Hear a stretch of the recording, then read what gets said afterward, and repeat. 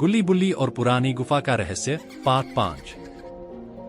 नमस्ते दोस्तों, वीडियो शुरू करने से पहले हमारे चैनल को सब्सक्राइब जरूर करें और कमेंट सेक्शन में हमें बताएं कि आप कहां से वीडियो देख रहे हैं। आपके प्यार और समर्थन के लिए धन्यवाद। जलदेवी की मूर्ति ढूंढने और गांव की मदद करने के बाद गुल्ली और बुल्ली की बहादुरी और समझदारी की चर्चा पूरे गांव में थी। अब वे सिर्फ छोटे जासूस नहीं बल्कि गांव के रक्षक बन गए थे। गांव वाले किसी भी रहस्य या समस्या के लिए उन्हीं पर भरोसा करते थे।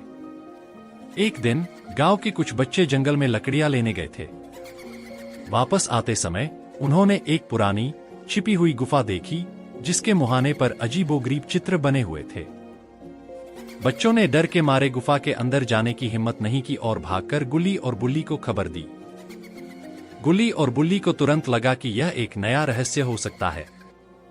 वे जानते थे कि गांव के लोग ऐसी जगहों से दूर रहते हैं क्योंकि पुरानी कहानियों में ऐसी गुफाओं को भूतों या बुरी आत्माओं का घर बताया जाता था।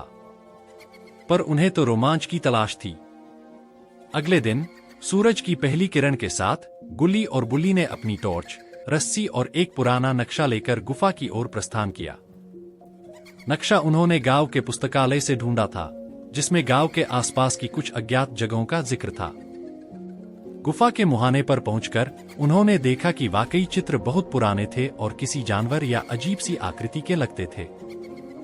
गुफा के अंदर घुप अंधेरा था और हवा में एक अजीब सी नमी और मिट्टी की गंध थी। उन्होंने टॉर्च जलाई और धीरे धीरे अंदर बढ़ने लगे। टॉर्च की रोशनी में गुफा की दीवारें चमक रही थीं और उन पर भी वे ही अजीबोगरीब चित्र बने हुए थे। गुफा संकरी होती जा रही थी और कई जगह तो उन्हें झुककर या रेंगकर जाना पड़ रहा था। थोड़ी देर चलने के बाद वे एक बड़े हॉल में पहुंचे।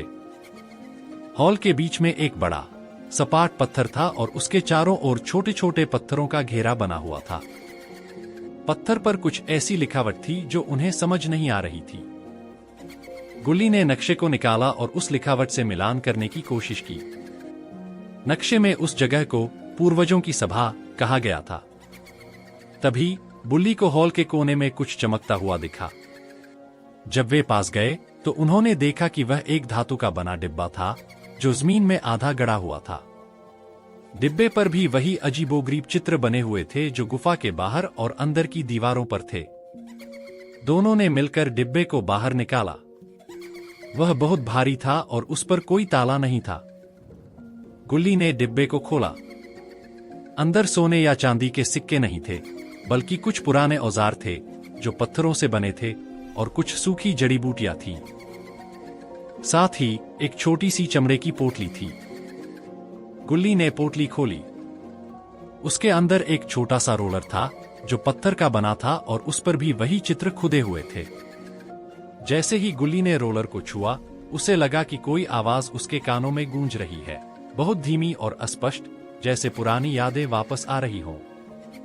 उन्होंने समझा कि ये औजार और जड़ी बूटियां किसी प्राचीन जनजाति की थीं जो शायद सदियों पहले इस गुफा में रहती थी।